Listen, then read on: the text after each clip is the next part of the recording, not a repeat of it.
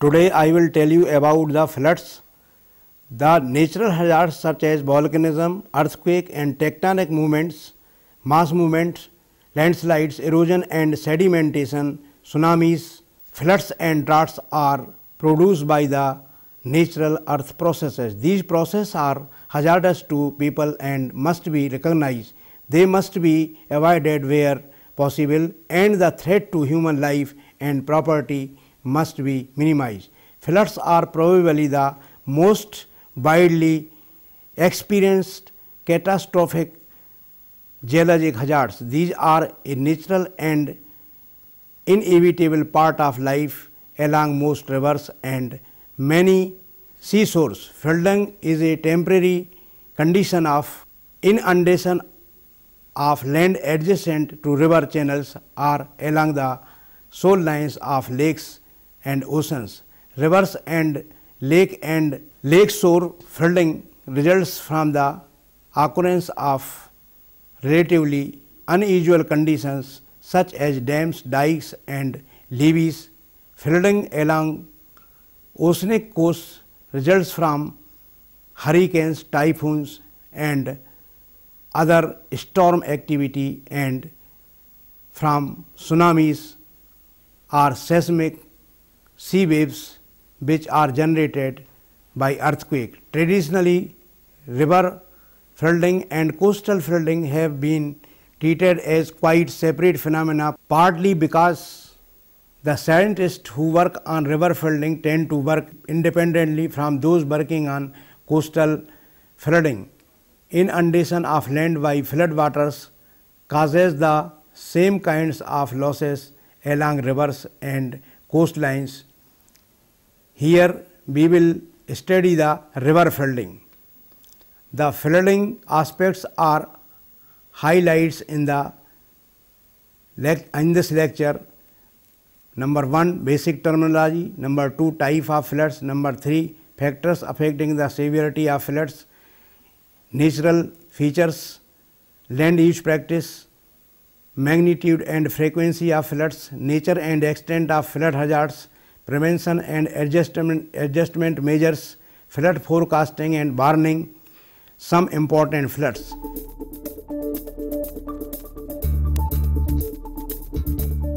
Basic terminology. River, if stream is any body of flowing waters confined within a channel regardless of the size.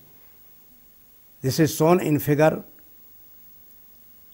block diagram. Figure 1 block diagram showing flood plain and river channel.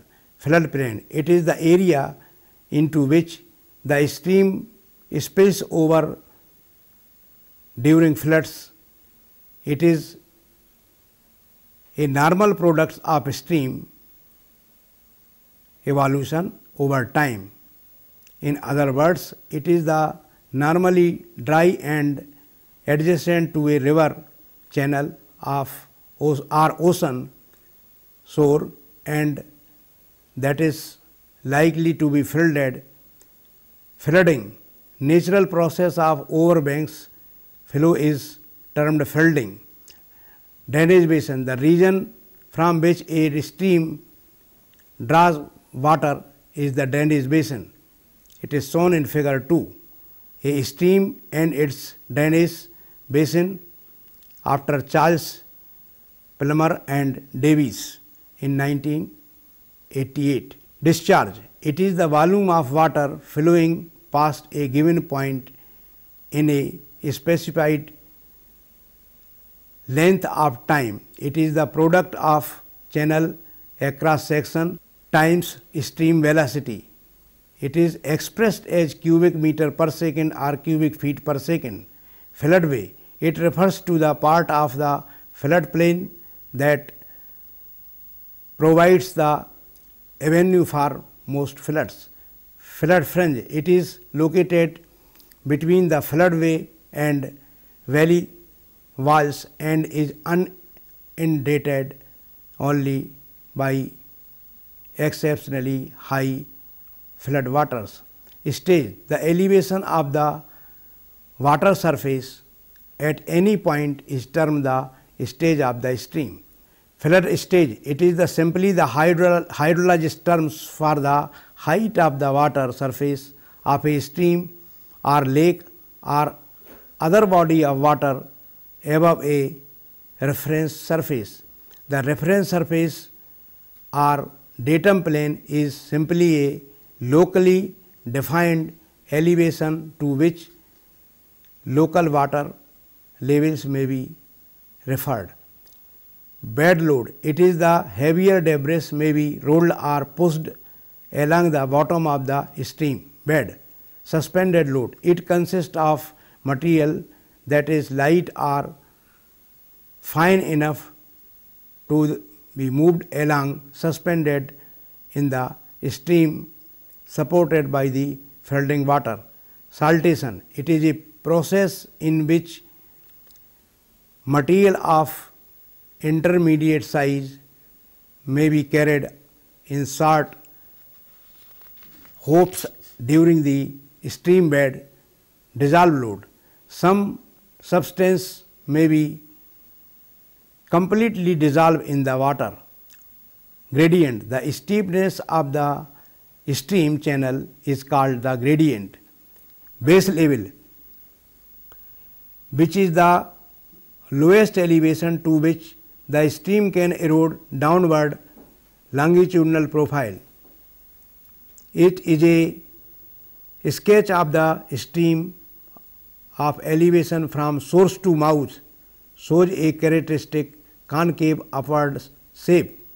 Delta, if a stream is still carrying a substantial load as it reaches its mouth and flows into the waters, a large fan-shaped pile of sediment is built up. Meanders, streams do not ordinarily flow in a straight line for very long. Small regularities in the channel cause a bend in the river. These are called meander, which forms during the floodplain evolution. It is shown in figure 4. And A and V. At times of higher discharge, especially during floods, the stream may make a shortcut, a cut-off, a meander. The cut-off meanders are called oxbows, oxbow lakes. These are abundant channels, may be left dry or they may be filled with standing water. It is shown in figure 5.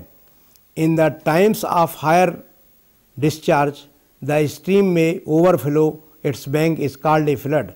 Crest, the stream is said to crest when the maximum stage is reached. Downstream flood, floods that affect large stream system and large drainage basin are called downward floods. Upstream floods, floods that affect only a small localized area or stream drainage.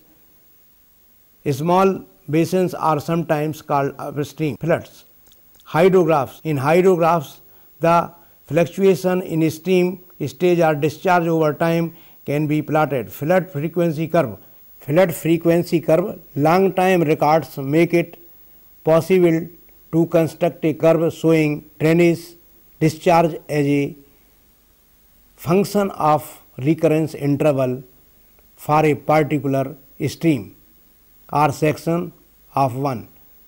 Recurrence interval, a flood event can be described by the recurrence interval, how frequently a flood of that severely occurs on an average for that stream.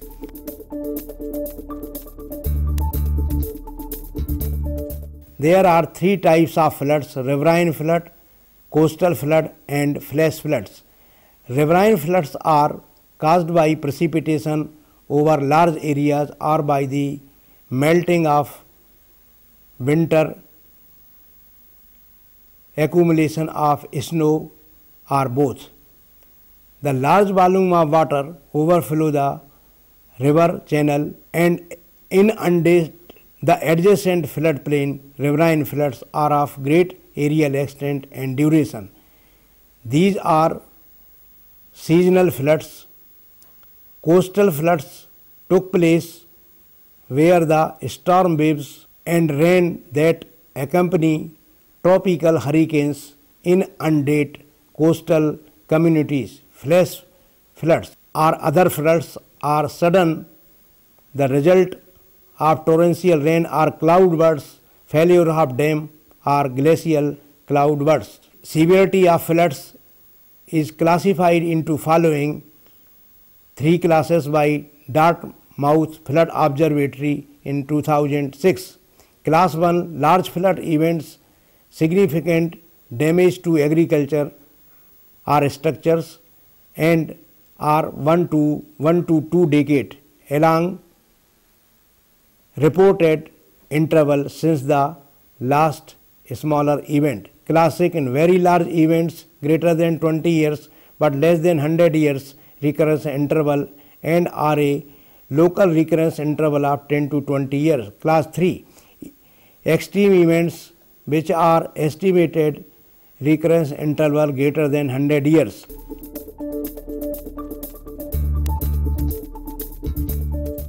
The frequency and duration of flooding and the size of the area inundated depend on the following natural features. These are of two types, namely physical such as topography, soils, bedrock geology, vegetation and drainage pattern, and number 2 hydrologic such as amount of moisture of soil before rainfall and the quantity, intensity and geological distribution of rainfall and snowmelt, high antecedent moisture conditions, steep slopes and impermeable soils or bed rock will continue to produce a high rate of runoff, which may exceed the carrying capacity of stream even when rainfall is moderate. It is shown in figure 6. Figure 6 explains these natural features, how flood is arrested. Land use practices. Most flood stems are from natural causes, but land use practices may greatly increase the severity of flooding by increasing the rate of runoff. In urban areas, building and pavements seal off water absorbing ground or construction activities may leave land bare and subject to runoff for months in a time, because storm sewers often lead directly to stream channel. Large volume of water can be emptied into a stream in a short period of time. In rural areas, ill-conceived lumbering of agricultural practice, remove protective vegetation or mining activities may leave the land bare of long periods of time. The damage potential of floods may also be increased by inadequately designed dams, which in times of peak flow may fail and produce catastrophic floods.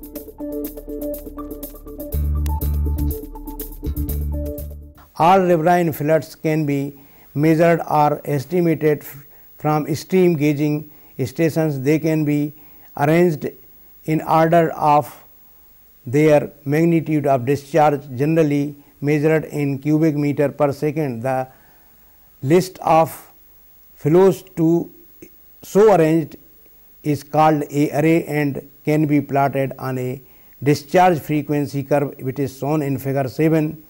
By driving the recurrence interval R for each flow from the relationship R equal to n plus 1 upon m, where R is a recurrence interval in years, n is the number of years of record, and m is the rank of the individual flow in the array. Example is shown in figure 7. Fluctuation in storm stage or discharge over time can be plotted on a hydrograph. A flood shows up as a peak on the hydrograph in upstream where the discharge basin is smaller and the water need not travel so far to reach the stream. The peak is likely to be sharper, higher crest, more rapid and fall of the water level in and to occur sooner after the influx of water. Downstream in a larger drainage basin where some of the water must travel to considerable distance to the stream, the arrival of the water spans a longer time. The peak will be spread, but so that the hydrograph shows both a later and a broader, gentler peak. It is shown in figure 8.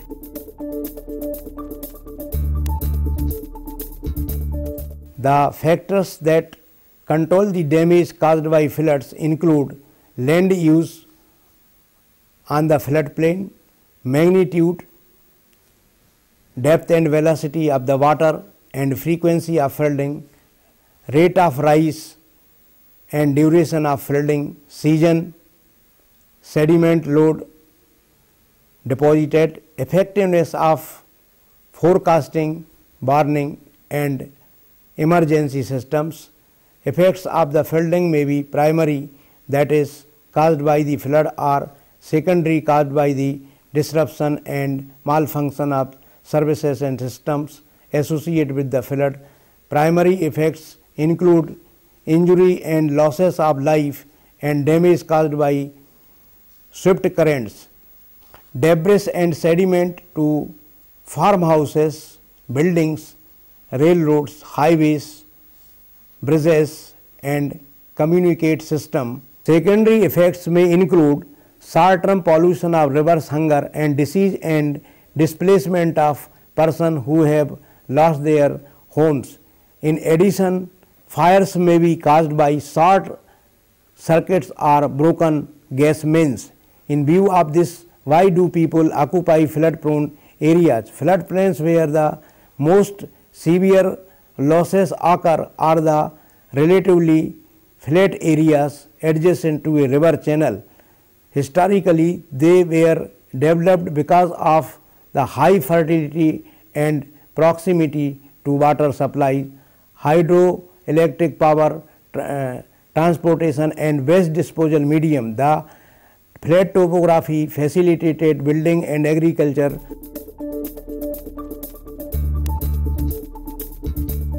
Preventive and adjustment measures for flood involves different approaches.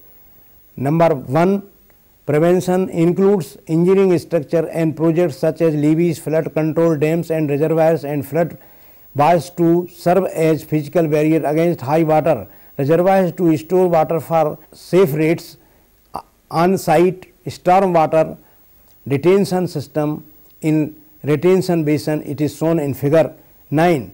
Channel improvement, channelization to increase channel size and move water up the land quickly, and channel diversion to route flood water around areas requiring protection. Second number, adjustment measures include floodplain regulations and flood insurance. The purpose of floodplain regulation is to obtain the most beneficiary use of floodplains while minimizing flood damage and cost of flood protection. A preliminary step to floodplain regulation is a flood hazard mapping water, which is a means of providing floodplain information for land use planning. These maps may delineate past floods or floods of particular frequency, say the 100 years flood, and are useful in driving. Regulations for private development, purchasing of land for public use as parks and recreational facilities, and providing guidelines for future land use on floodplains. It is shown in figure 9. There is a comparison of runoff from a paved areas through a storm drain with runoff from a paved area through a temporary storage site. Upstream flood hazards evaluation may involve estimation of flood peak discharge based on physical properties of the drainage basin. Careful mapping of soils and vegetation can also help in the evaluation of the downstream flood hazards.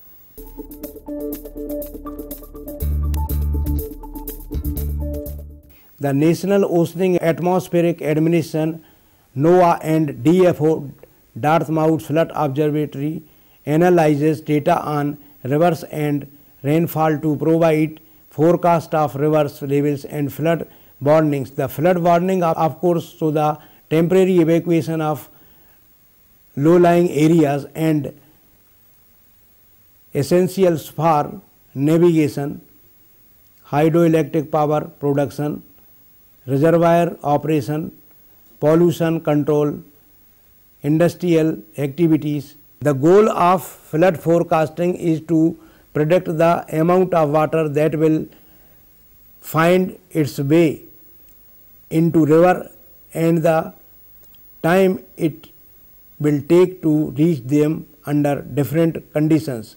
Technique must be adapted to the size, terrain, climate and structural features such as dams and reservoirs. Success in production is related to the quantity and relevance of historic data and the length of lag time. The most useful historic data are those that show the relationship between precipitation, snow melt and conditions and river levees. Computer technology has led to the development of sophisticated conceptual model at the factors determining stream flow.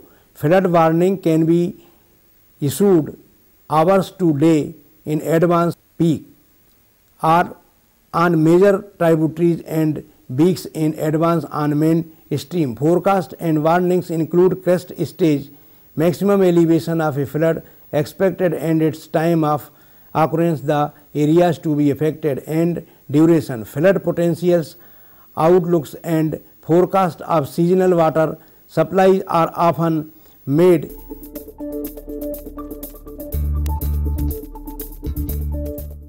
Remote sensing satellite data are useful for flood mapping and management in India. Satellite data is an indispensable tool for vulnerability assessment. Multi-sensor data are very useful in flood monitoring, mapping, assessment and risk management for major floods prone region of India. Mapping of flood hazards using these data had led to identification of major and frequently flood affected areas according to DFO, which is given in figure 11A and V, and many other workers have used the delineation of flood affected areas by remote sensing data. Due to heavy rainfall, parts of the Assam, Bihar, West Bengal, Gujarat, Uttar Pradesh, Odisha, Andhra Pradesh, Maharashtra and Madhya Pradesh states are often affected by flood and affected millions of people. It is shown in figure 11A. Floods in the Ganga-Brahmaputra river basin is an interannual event during the monsoon season in large parts of Bihar, Assam, West Bengal and Uttar Pradesh, northern and northeastern states of India, shown in figure 11B.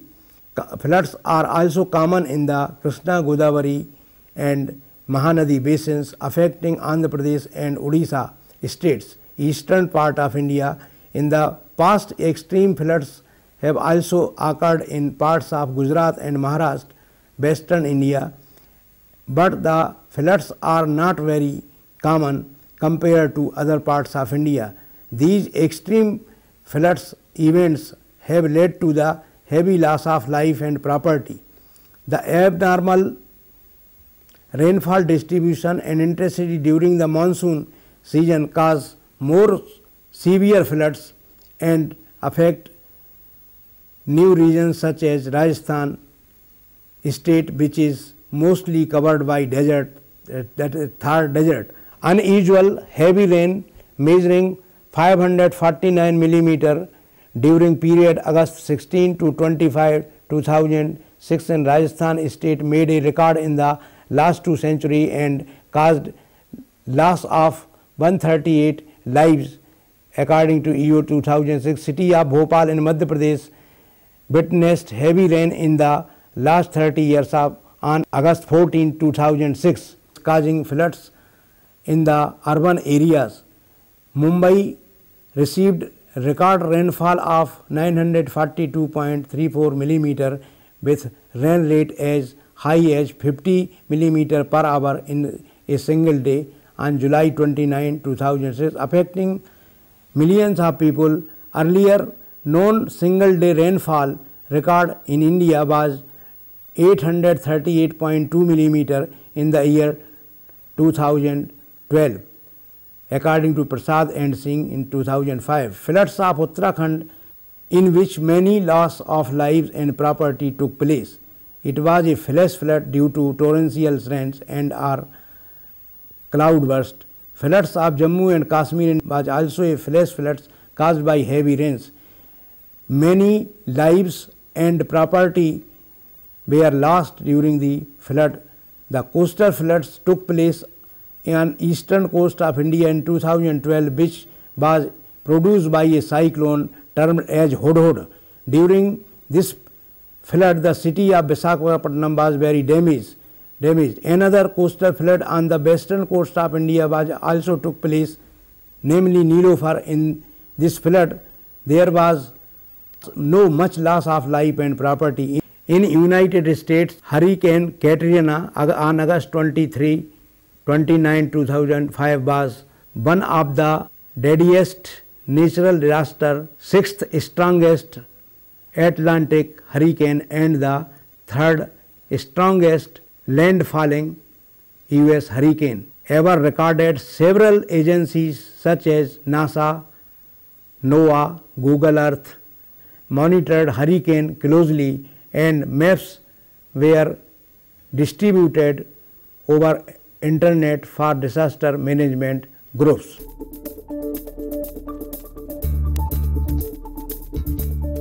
In this lecture, I have told you about the floods, what are the terminology it is used in the flood, types of the floods, factors affecting the severity of the floods, that is natural features as well as land use practice, preventive measures and adjustment measures, magnitudes and flood hazards, flood forecasting and warning, and I have told you about some important floods which are of significant, and that are the recent floods in India. Thank you very much.